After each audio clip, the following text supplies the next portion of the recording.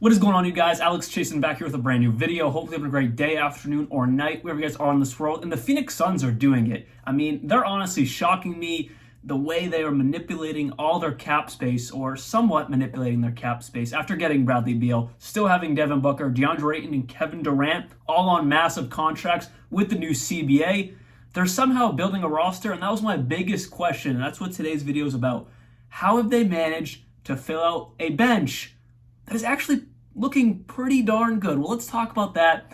And also let's talk about what this means for the Phoenix Suns' future. So day one of NBA free agency hit. We're seeing what's happening. Draymond Green was the first domino to fall to return to the Golden State Warriors. 4 years, $100 million. We know all that. But then the Phoenix Suns start to make some noise by retaining Josh Okogie, Damian Lee, signing Drew Eubanks. I saw this and I was like, all right, let's see what they can do, because retaining Damian Lee, that's clutch. That's great off the bench. Retaining Josh Okogie, he's probably your starting small forward now, if not power forward, if you want to put KD at small forward. Yes, Josh Okogie is very undersized, but he has the defensive ability to bang down low with the big guys, and also just fantastic perimeter defense. So he can do it all defensively. Offensively, not the best, but he's there for his defensive presence. But it just got even better for them. They signed Yuta Watanabe, hard name to say, but he played so well off the bench wherever he's been in his career. From Brooklyn to Toronto, he has been a very, very good bench role player, and he's never really got tons of minutes. 2 seasons ago, he averaged around 12 minutes per game. Last year, he averaged around 16 minutes per game with around 6 points per game. So we bumped that up to 22, which most likely he will, because obviously, yes, they're doing well getting depth, but he's still going to have to play a bigger role now. He could average around 10 points per game for the Phoenix Suns. They also signed Chimezie Metu, who has been in Sacramento his entire career. Last season, he averaged around 5 points per game with 3 rebounds, but he only played 66 games. He didn't start any of them, only averaged around 10 minutes per game. But the season before that, he was playing 21 minutes per game on the very, very bad Sacramento Kings 2 years ago, and he averaged around 9 and 6 with 1 assist and almost 1 block per game when he was getting 20 plus minutes a night. My 2 favorite free agency signings thus far by the Phoenix Suns, well, first is Keita Bates-Diop. I've always loved Keita Bates-Diop. Why? I have no reason why. I think mostly from playing NBA 2K. He's always been an absolute dog. He progresses well in 2K, but in real life, he's about as solid as it gets. Last season with the San Antonio Spurs, he averaged 10 points per game, 4 rebounds, 1.5 assists, shot 50% from the field, almost 40% from 3, and he played 60 plus games. So it's not like he just played 30 plus games and averaged that many points on great efficiency. No, he averaged, pretty solid points on great efficiency, playing 60 plus games last year. This is a fantastic, efficient player that the Phoenix Suns need. And then next up is Eric Gordon. Yes, he's getting older, but imagine him that's all he has to do for this Phoenix Suns team. Just sit in the corner. Just sit in the corner, play above average to average perimeter defense. That's what he can do. But just sit in the corner, and when KD, D-Book, Beal drive to the lane and need a kick out, you just sit there, splash.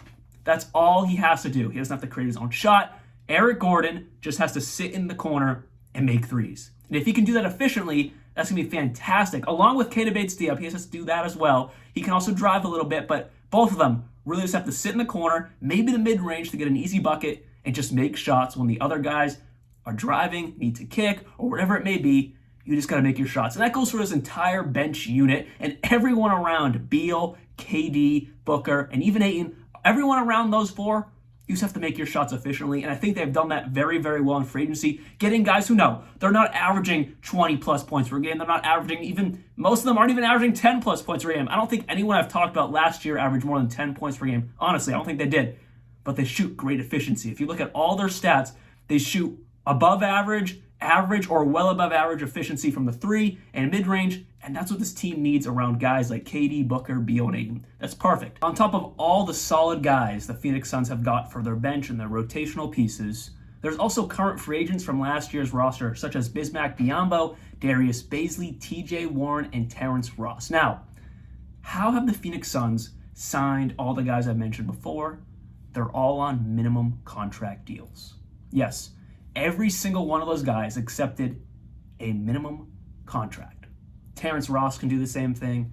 TJ Warren, I don't know if he wants to do the same thing, but he very well could do the same thing.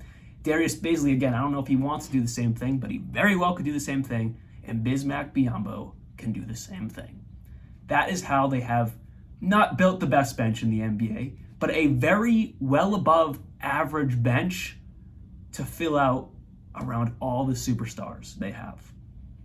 That's a W. I mean, I was really worried about what they were going to be able to do coming into free agency because all they could afford was minimum contracts. That's all they could afford. And they've done it perfectly. They have gotten guys to buy in. Now, I would say 60 to 70% of these guys would have got minimum contracts regardless of where they went. But there's a few guys here like Eric Gordon, Keita Bates-Diop, Drew Eubanks, even Josh Okogie, if you wanted to leave, that probably could have got more than a minimum deal. They definitely could have got a few million, if not double what they got with Phoenix for a few years longer as well. So very, very good by the Phoenix Suns. They have built a competitive roster around Beal, KD, Booker, and Ayton. That's what they needed to do. And free agency is not over. There are still signings to be made to fill out the rest of this roster, the rest of this rotation. But as of right now, they are killing it. And they still have Campaign. I didn't even mention him. He's been on the team the whole time. That's their sixth man right now. No, not the best sixth man in the world, but for what this team can afford, that's amazing.